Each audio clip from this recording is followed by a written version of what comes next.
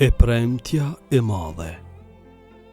Mëshira që shqyen çdo perde.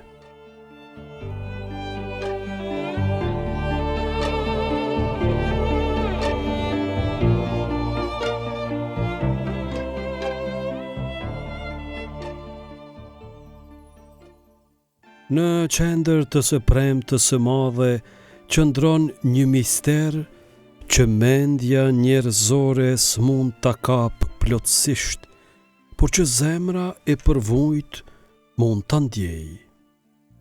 Hyi në Jezu Krishtin nuk kërkon më flijime për t'u kënaqur me ne, ai vet bëhet flijimi që na sjell paqen.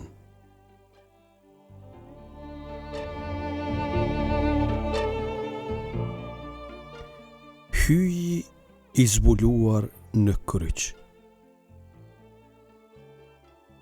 Leximin nga Isaia profet kapitulli 52 dhe 53 është një parashikim i përvojtërisë së një shërbëtori që nuk ngadhnjen me forcë, por me vuajtje.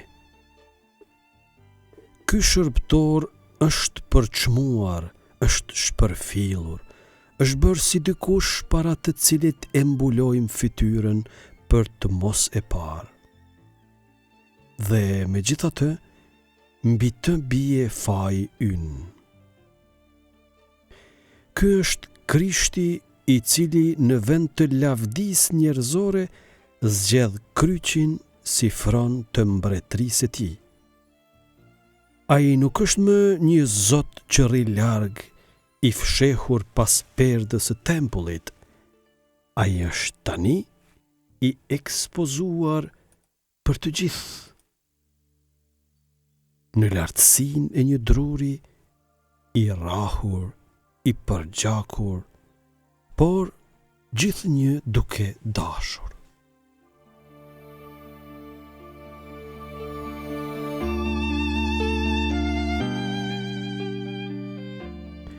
Kur dëgjojmë leximin nga letra drejtuar hebrejve, kapitulli 4 dhe 5, kuptojmë se nuk kemi një kryeprift që s'na kupton, por një që vet ka qarë, është dridhur, është lutur me brit më të mëdha dhe me lot.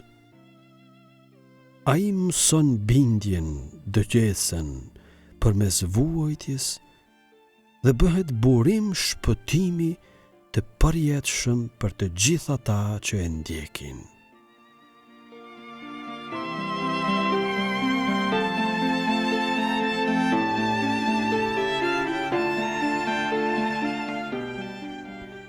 Perdja që qahet, fundi i frikës.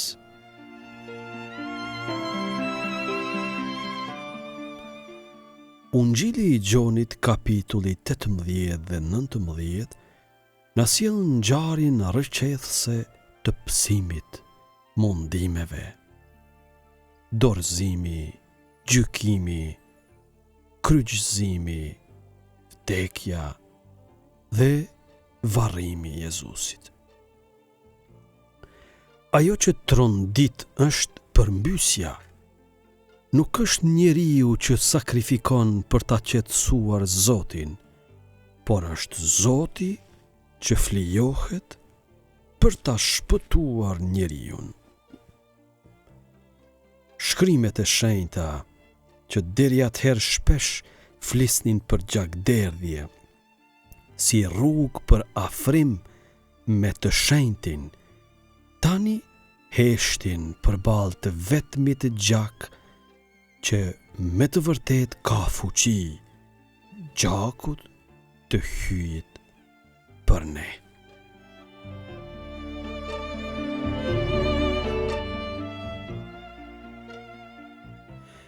Në momentin kur Jezusi jep shpirt, perdja e tempullit u shqye. Kjo nuk është një shqyerje thjesht simbolike, është një revolucion shpirtëror. Më parë, vetëm kryeprifti hynte një herë në vit në vendin më të shenjtë. Tani, vendi më i shenjtë është vetë zemra e Krishtit, të hapur për çdo njeri, në çdo kohë dhe vend.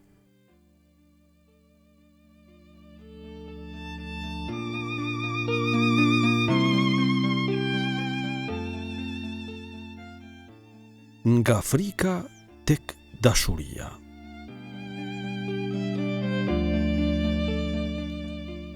Të gjitha kulturat e lashta besonin se hyi kërkon gjak.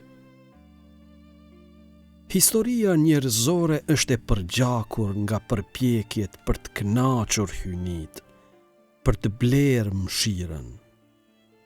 Por Krishti vjen për të përmbysur këtë logjik. Nuk je ti që derdh gjakun për të më bindur mua, por unë e derdh për të bindur ty se të dua. Kjo e shkatëron frikën e vjetër nga një Zot që na gjykon nga lart dhe na thret në një marrëdhënie dashurie.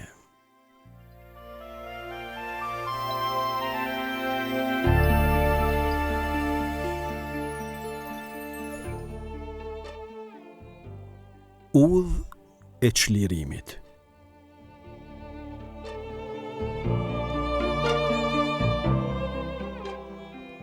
Shën Pali thot, ai I amohoi vetvetes në letrën drejtuar Filipianëve në kapitullin e 2. Domethënë, ai boshatiset, nuk mbajti asgjë për vete.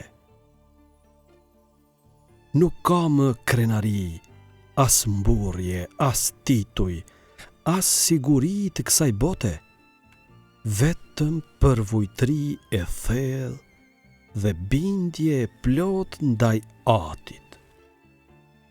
Dhe në këtë boshatisje, ai përjeton bashkimin më të thellë me hyin.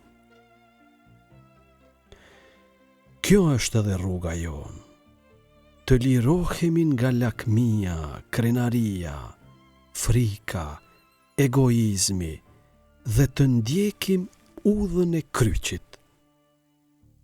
Është e vërtet që ajo rrugë përfshin shumë mundim, por përfundimi I saj është I lavdishëm, ringjallja, jeta e re dhe bashkimi me hyin.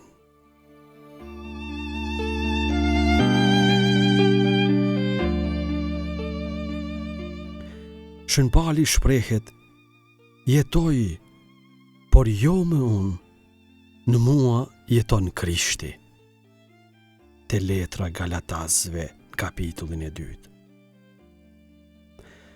Në këtë të premte të madhe, ndoshta jemi ftuar të bëjmë të njëjtën gjë, të lëmë veten të vdes, për të lejuar Krishtin të jetoj brenda nesh, sepse kryqi nuk është fundi, është porta për jetën që s'ka fund.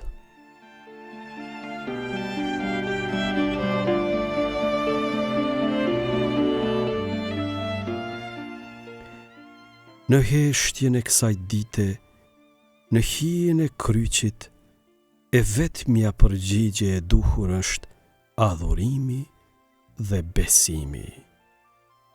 Sepse këtu, në këtë mbrëmje të thellë të botës, ndriçon një dritë që s'ka për t'u fikur më kurrë.